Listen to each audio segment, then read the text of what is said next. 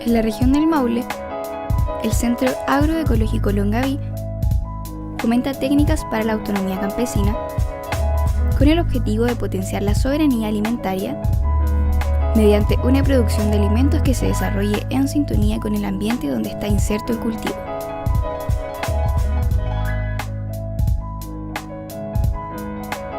No hace mucho tiempo, 40, 50 años para la realidad nuestra, aparece un personaje nuevo en esta interrelación del mundo campesino con la naturaleza, que es el mundo de la industria agroquímica, ¿ya?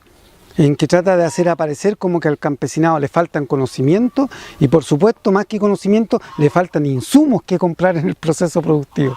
Entonces viene todo este invento de que al suelo hay que llegar con los minerales e importarlos, ¿no es cierto?, de la agroindustria, fundamentalmente implementada a través de la industria petroquímica, que se cimienta la industria de los agroquímicos. Entonces esto hacen despertar primero que nada una conciencia, una falsa conciencia a nivel sociedad en conjunto, de que el mundo campesino es un mundo falto de conocimiento, un mundo que le falta aprender para producir y que hay que inyectarle esta tecnología contaminante, esta tecnología del veneno. Entonces, si ya el campesino sobre sus hombros tenía la presión, ¿no es cierto?, el trabajo de generar los alimentos y alimentar al conjunto de la humanidad, viene esta otra carga en cuanto a que hay que hacer uso de la compra del insumo. Entonces, con un producto campesino desvalorizado históricamente por la asistencia de la sociedad, ¿no es cierto?, estructurada en clases sociales, entonces la valorización de este producto campesino siempre ha estado menoscabada en la historia. Y ahora aún más. ¿Por qué? Porque en ese proceso de la relación con la naturaleza tiene que ir a la agroindustria, a la industria agroquímica, a comprar los insumos que según ellos son fundamentales para el proceso. ¿A qué me refiero con eso?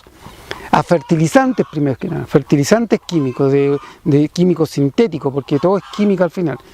Los fertilizantes sintéticos se hacen imprescindibles para el proceso productivo según una visión, ¿no es cierto?, que habla de esta agricultura desarrollada, de esta agricultura del progreso. ¿Qué vienen a hacer? Vienen a alterar todos los patrones de funcionamiento que la dinámica, ¿no es cierto?, los ciclos que se han implementado por millones y millones de años en la naturaleza, lo altera drásticamente. Y el impacto que podemos ver de manera inmediata es la muerte de este superorganismo vivo. Estos desequilibrios, ¿no es cierto?, en el mundo de los hongos, en el mundo de los insectos, en el mundo de las bacterias, en el mundo de los actinomicetes, de todo este universo de organismos vivos que pueblan el suelo, se resienten con los herbicidas, con los insecticidas de suelo. Cuando aplican insecticida por los gusanos comedores de raíces, inyectan insecticida directamente al suelo. Para combatir enfermedades producto de hongo, también el fungicida cae al suelo y no discrimina, no hay fungicida que discrimine, como no hay insecticida que discrimine entre los insectos. Entonces vamos, que nuestro suelo, que lo que hablábamos al principio, es nuestra base, empezamos a destruirla. Y destruirla nos empobrece, ¿no es cierto?, como campesinado, pero ese empobrecimiento enriquece a otro sector social, el cual vende los productos, ¿no es cierto?, para que se hagan dependientes de ese producto en el proceso productivo los y las campesinas.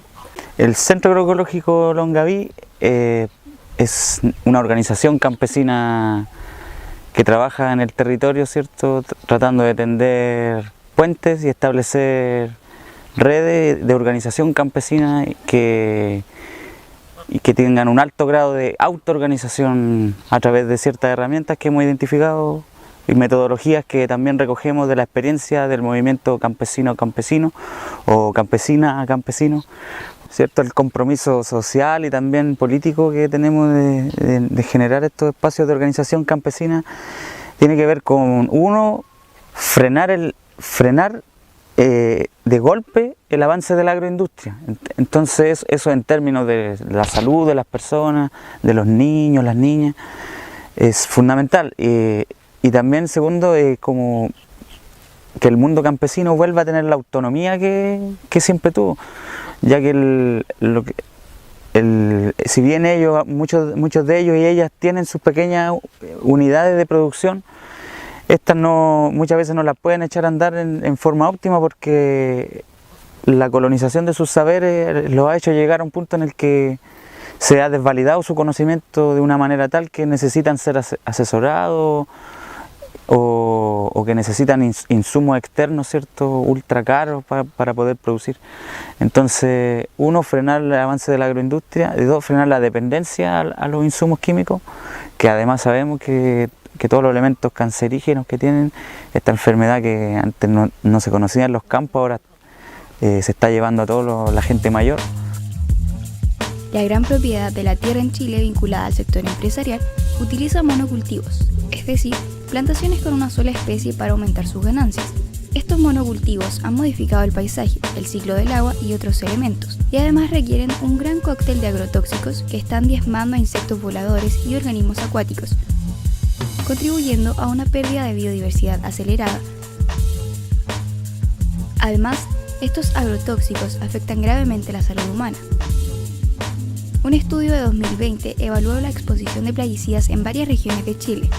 Los análisis arrojaron daño genotóxico, neurotóxico y reproductivo, tanto en trabajadoras y trabajadores de la agroindustria como en la población expuesta a fumigaciones en zonas rurales y urbanas. Aunque la agroindustria se promociona como la forma dominante de agricultura en el planeta, el 70% de la población mundial obtiene comida de la red campesina alimentaria, que trabaja solamente con el 25% de los recursos.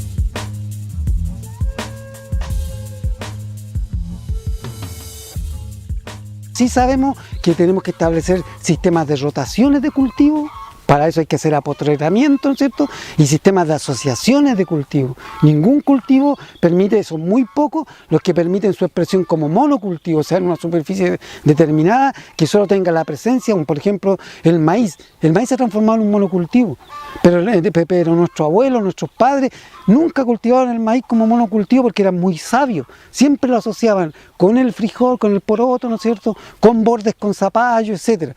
Entonces esa expresión tiene que ver con la sostenibilidad, con cómo funciona la naturaleza y cómo nosotros ese funcionamiento lo trasladamos. Y lo mismo vale para la parte pecuaria. La parte pecuaria vamos a entender que son las crianzas, que ahora todos los técnicos, ¿no es cierto?, de la institucionalidad vigente quieren separarla. Mire, usted si va a criar aves, críela, y en estas condiciones, aquí hay jaula, incubadora para las aves, etc. Puras aberraciones, puras estupideces, volvemos otra vez a ese término que es el más apropiado, y en la crianza también nos hacen ver de lo de las razas. No, es que hay razas de esto, razas de esto. Cuando las razas que ha generado el mundo campesino son razas que ha ido confrontando con los cambios que se han ido dando en tanto clima, en tanto suelo, etc.